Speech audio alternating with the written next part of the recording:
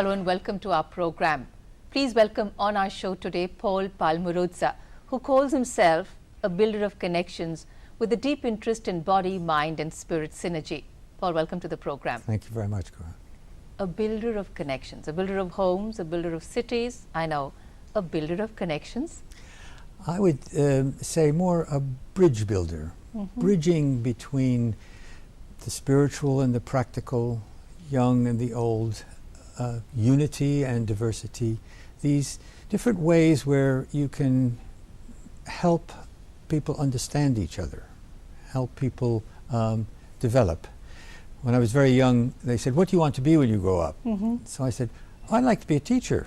And I left it at that and followed a different career until I was a bit later in life when I really felt that was where I could best help and serve.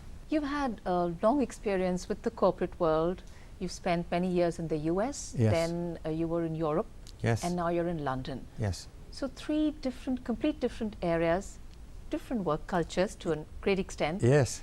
And all that has come into you today, and somewhere now you want to connect not only values, but theory with practice. Yes. And actually the body, mind and spirit, all these connections. That's How have they correct. come together? It's a long story, but there's some highlights along the way. And I think being brought up in America as second generation American, my grandparents had come from Italy, and I found myself born in the 1940s in an environment in America where anything was possible. You had this great independence, this great freedom, and the potential was there. So that instills in one a certain confidence, a certain attitude. Right. And on the other hand, it also, with all people coming to America with that idea, it creates a rather competitive environment, which I noted as a younger person, but it was part of it. And you got into that environment. And I had the benefit, and I think this is one of the points I find in my life, the grace of a strong family and a good education and teachers appearing when they were needed. And so, like with anything else, when you receive something, you're grateful and you want to give it back, quite naturally. So I had a good, solid education, and when I was younger, there were a couple of points that happened that helped set the pattern. Okay. One was, when I was 17, I received a present, a gift, a great gift. It was a copy of the poem If by Rudyard Kipling. And that poem is said to be inspired by the Bhagavad Gita. And so I took this, and I'm sure you're familiar with it. You know, if you can meet with triumph and disaster, those two impostors just the same. And if you can fill the unforgiving minute with 60 seconds worth of distance run, and if you can do that, meet that challenge, if you can, then all the world is yours and everything that's in it.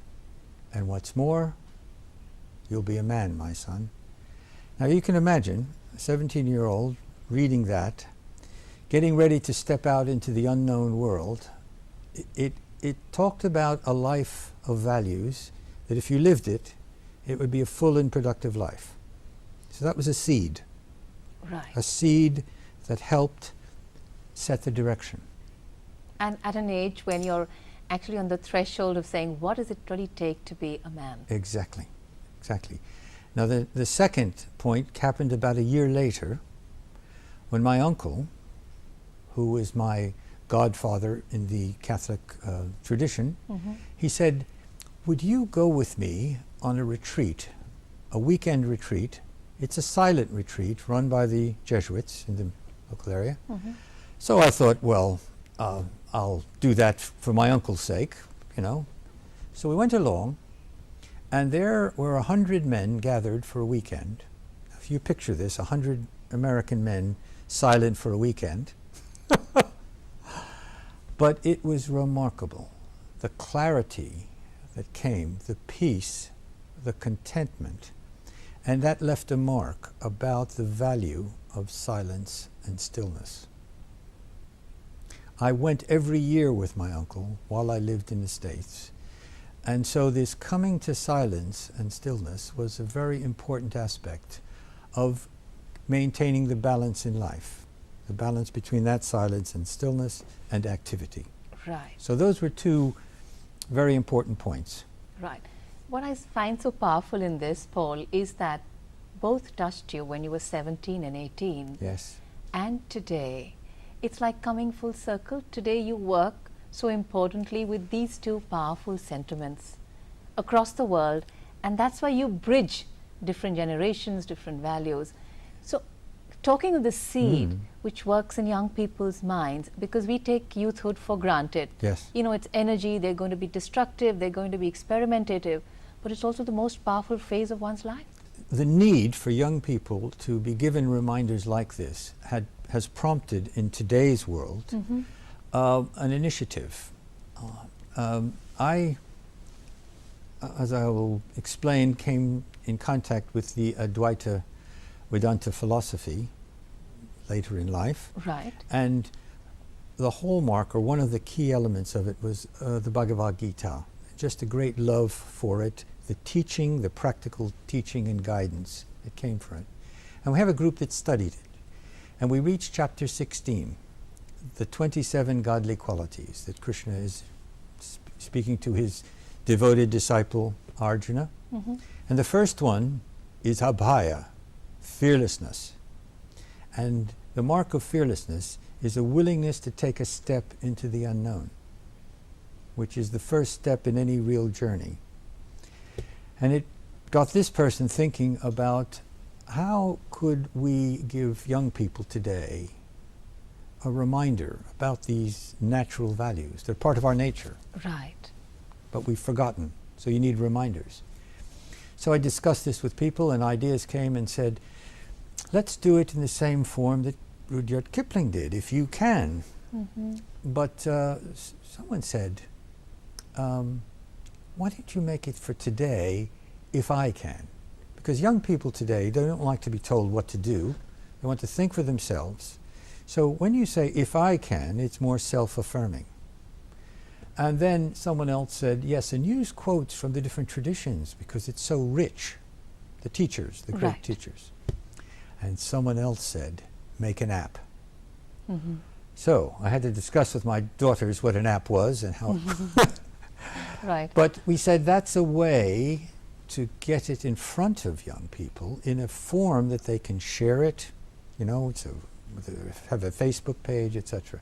So we set down the path of developing this with a couple of young people working with me.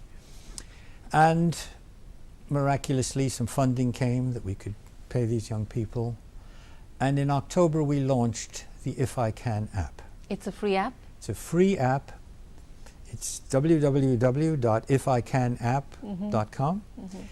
And also we said, in looking at how values are given to the children earlier on in schools, many schools in the West, they can't use religion and religious teaching anymore as the way, but they'll use values. So value-based learning is very important. I met with the people from the Brahma Kumaris, and they have a living values program for schools.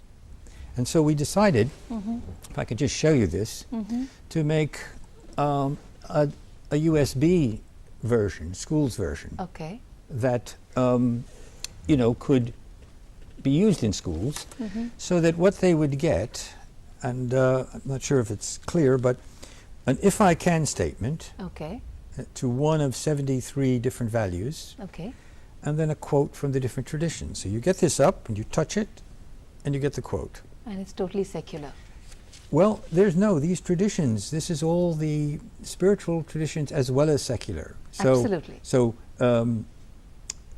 Winston Churchill said, never, never, never, never give up. So that's determination. That's an example of one of these. So 73 times 5 is 365. So in a year, you get 5 mentions of these. And on the 73rd each time, there's a then statement. Like Kipling, then all the world is yours. So you get a statement like, if I can keep this, if I can challenge, yes I can, then I will be the change I want to see in the world, Okay. for example. So it was full cycle, as you say, receiving something, a gift, and wanting naturally to give it back, especially when you have children who are in that generation, very much influenced by what they read and see on the internet and their phones and Right. the web. So this concept of the generations changing, every 5 years there's a generational shift now, that's the frequency. And values. How do you see values? Because very often there are core values, there are basic values, there are relevant values, and there are irrelevant values. So how do you see values? Well, the values that we're talking about are timeless values for today. They don't change, they've never changed. To give you an example, the World Parliament of Religions, who meet, they've been meeting since the 1800s. Okay. If Swami Vivekananda made his debut in the West, giving a marvelous speech at one of the first sessions. In 1999, they considered the issue, what would be the values that we could recommend to businesses to live? And they agreed unanimously on 4. Okay. And these won't surprise you. Okay. Truth, love, justice, and freedom. Timeless. Timeless. All the traditions will speak of it. So universal values apply to all people at all times. And what's needed, though, is how do you apply those in a particular way? So in one of my areas of interest was truth in business. What do you mean by? What do you mean by truth? In fact, I was just going to say that, half the people will say, what a contradiction in terms. Now, how about love in business? Now that's a real that's a real contradiction. challenge. Yes. But if in truth in business you look at honesty, trust, and you can't have business without trust. True. You cannot have it. And this integrity. I mean, when I started a company at one point in time, integrity and service were the 2 core values, if you would. And integrity came to mean for us, as you think, so you speak, and thus you do. So you think about, we're serving, you make a commitment, and you live up to it. Okay. And that approach to business, we believe, is one that in the long term would be most productive and most profitable. All right. You also talk of from principles to profit. Yes. And moral management. Yes. Tell us a bit about this. Right. Well, if I could just go back and say that when I arrived in Brussels from America, I sat there not knowing the language, not knowing the people, and I was ready for something new. And within a very short time, I found this School of Practical Philosophy, as it was called. It was an offshoot of an organization founded in London to put principles into practice in a wide range of areas. So I began to listen to these courses. In fact, I can still remember the first evening. And I was sitting there, and they introduced us to a practical exercise where you come into the present moment. You